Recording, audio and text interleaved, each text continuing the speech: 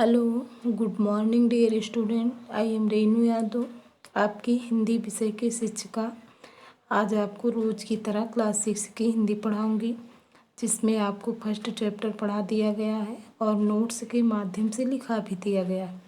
इसके बाद दूसरा चैप्टर है हार की जीत।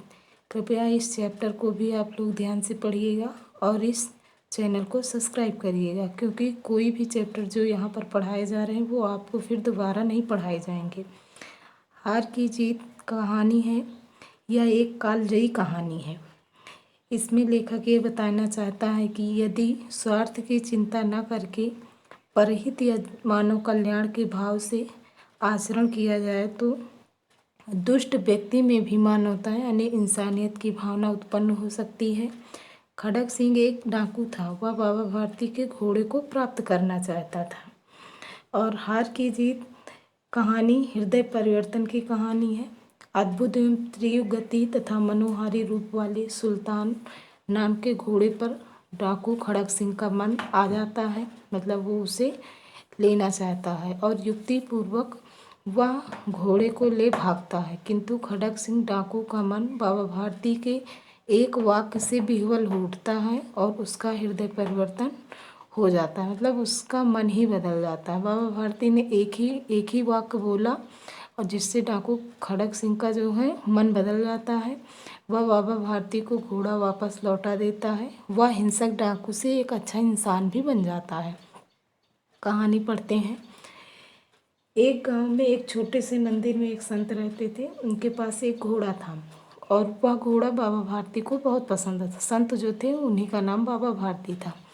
घोड़ा इतना पसंद था कि जिस प्रकार माँ को अपने बेटे और कृषक मतलब किसान को अपने लहलहाते खेत देखकर जो आनंद आता है, वही आनंद बाबा भारती को अपना घोड़ा देखकर आता था। भगवत भजन से जो समय बचता वह घोड़े के साथ बिताते थे। वह घोड़ा बड़ा सुंदर और बड़ा बलवान था, मतलब शक्तिशाली था, सुंदर भी था।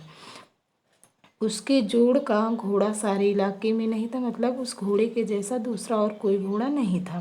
बाबा भारती उसे सुल्तान कहकर पुकारते, अपने हाथ से खरहारा करते, खुद दाना खिलाते और देख देख कर खुश होते थे। उन्होंने रुपया, असबाब, माल, जमीन आदि सब कुछ छोड़ दिया था, मतलब उनको किसी चीज़ से लेना देना नहीं था, बस सिर्फ वही घोड़ा उनकी नज़र में था। यहाँ तक कि उन्हें गांव के जीवन से भी घृणा थी। अब गांव से बाहर एक छोटे से मंदिर में रहते थे और भजन कीर्तन करते थे बाबा भारती। मैं सुल्तान के बिना नहीं रह सकूँगा, यह बाबा भारती की सोच थी। वे उसकी चाल पर लट्टू थे। लट्टू मतलब मुग्ध हो जाते थे। कहते ऐसे चलता है जैसे मोर घटा को देख कर नाचता हो। मोर घटा को जब आकाश में बादल छा जाते हैं तो मोर जो है घटा को देखकर जिस प्रकार आनंदित होकर नाचता है, उसी प्रकार जो है बाबा भारती अपने घोड़े को देखकर खुश होते थे।